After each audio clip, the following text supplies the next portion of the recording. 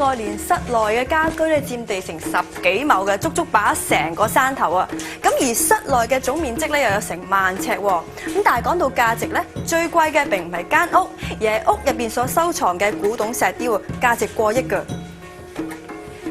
嗱，今日嘅家居設計顯心師咧，就會帶大家去到古董石雕收藏家汪裕祖嘅屋企，不如一齊去參觀佢嘅私人古董城啊！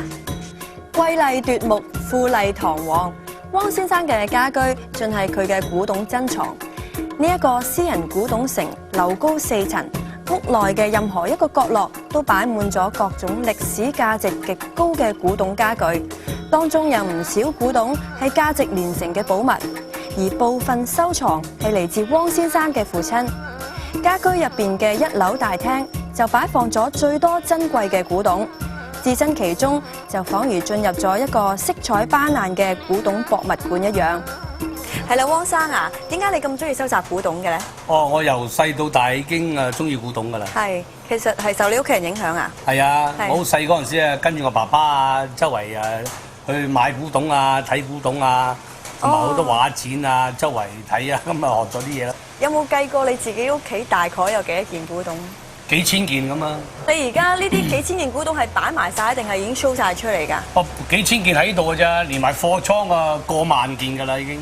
哦，幾千件就擺喺屋企呢度嘅啫。係啊。如果計埋貨倉嗰啲就過萬件嘅古董。係啊。中意邊一類型嘅古董多啲？哦，如果係講話歐洲嗰啲古董咧。就大致上以家私為主，係，因為咧嗰陣時因為歐洲嗰陣時，當佢好富庶嗰陣時咧，佢就屋企咧就整到好豪華嘅，尤其皇宮啊嗰啲咁上下嘅地方，所以咧就全部金碧輝煌嘅。汪先生視古董如生命，不惜喺世界各地搜尋各種歷史珍藏。佢更加將家中嘅客廳加以改建擴充，務求製造一個至寬敞嘅古董城。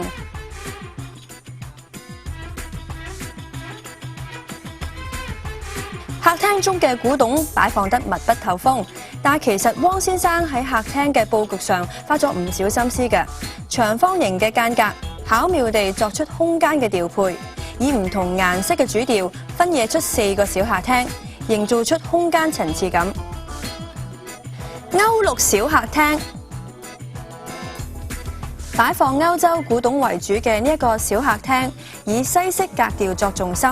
顏色偏向沉實平和，多個西洋古董木櫃與19世紀中古家私梳化拼湊出一種別具特色西洋古典美，加上廳上多個古董擺設，更加充分演繹出呢一種古典味道。客廳嘅一角掛有一幅14世紀文藝復興時期嘅油畫，畫上人物嘅動作正係古時天堂嘅象徵意義。油畫可以話極為珍貴，每幅畫嘅價值已經有100多萬港元。呢一個法國燭台係19世紀嘅古董擺設，佢嘅雲石構造以及柱上嘅黃金雕花，充滿咗典型嘅皇室高雅品味。19世紀英國海員中立體嘅球體外形，加上鐘面嘅文字圖案，不其然令人想起英國海員嘅航海生涯。而客廳上色彩絢爛嘅地氈，亦係汪先生鍾愛嘅古董擺設之一。深紅色嘅花紋圖案，襯托出小客廳嘅歐陸風味。掛於小客廳偏角嘅2幅壁畫，係歐洲19世紀時代嘅宮廷產物，淨係佢嘅價值就已經係20萬港元。嚟自歐洲嘅各樣古董擺設，隱隱散發出一片西方華麗色彩。而當中，汪先生最為喜愛嘅就係呢一張玳瑁造成嘅貴族長台。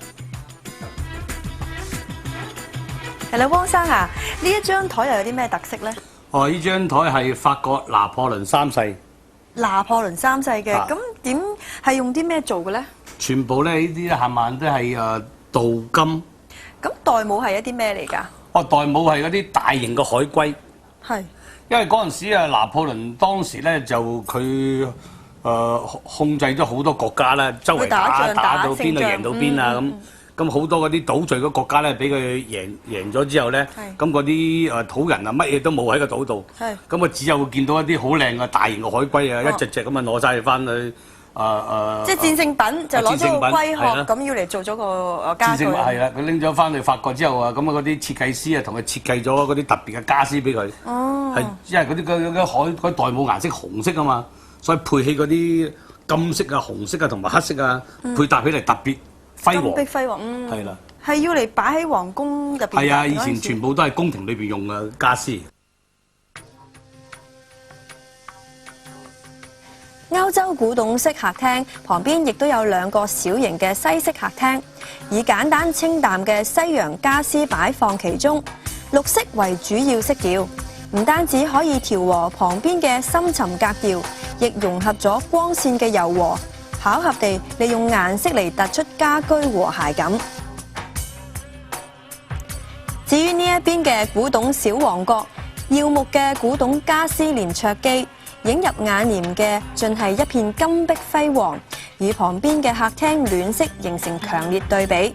而天花上大型金色雕花吊燈，細膩嘅花紋加上燭台設計，形成一個貴麗堂皇嘅西洋宮殿。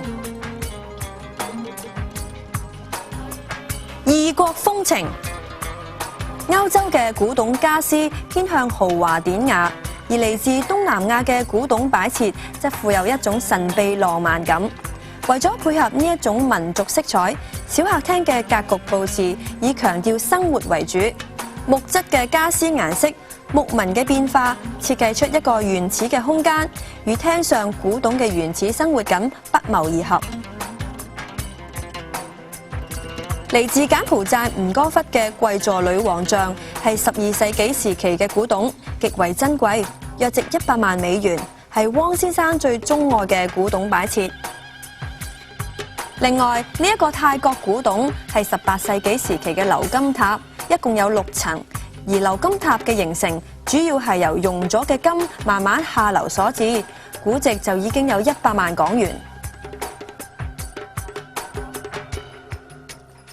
而窗上嘅掛畫係嚟自19世紀印尼嘅古董文物，蠟染嘅物料加上掛畫上嘅圖案，反映出少數民族嘅生活情況，極有文化價值。嚟自不同地方嘅古董躋身於客廳間，散發出一種優雅嘅異國風情。中國古風味。汪先生嘅古董收藏多不勝數，部分亦搜尋自中國內地。佢喺家居中設計咗一個中式偏廳，擺放各種古色古香嘅古董家私，加上室內柔和嘅光線，為小偏廳平添一種古雅書卷味。小偏廳擺放咗古時明式黃花梨嘅家私，好似呢一張有豐富雕刻紋嘅清朝太師椅，椅上刻有龍嘅圖案，正係中國傳統嘅象徵。而椅子更可以摺起攜帶，係古時達官貴人旅遊時放於馬車上之用。白木以黃花梨為珍貴，而黑木則以紫檀為首。呢一個價值100萬港元嘅清朝乾隆滿宮飾櫃，為小偏廳增添一種芙蓉風雅嘅韻味。依家好少有咁大嘅櫃啦，而家。係咩朝代㗎？呢一個？呢個係清朝啊乾隆時間嘅。哦，咁我見啲花都好特別喎。其實呢啲係咩花紋嚟嘅咧？我見。佢挑啲冚唪唥都係嗰啲靈龜啊，同埋靈芝啊。哦，即係比較長壽啲。係啦，即係代表長命百歲咁解。哦，咁佢其實個用途係要嚟做咩嘅咧？呢個？呢個用途都係愛嚟擺設嘅。以前佢多數擺啲古董啊、嗰啲飾物啊喺裏邊啊，個裝飾品。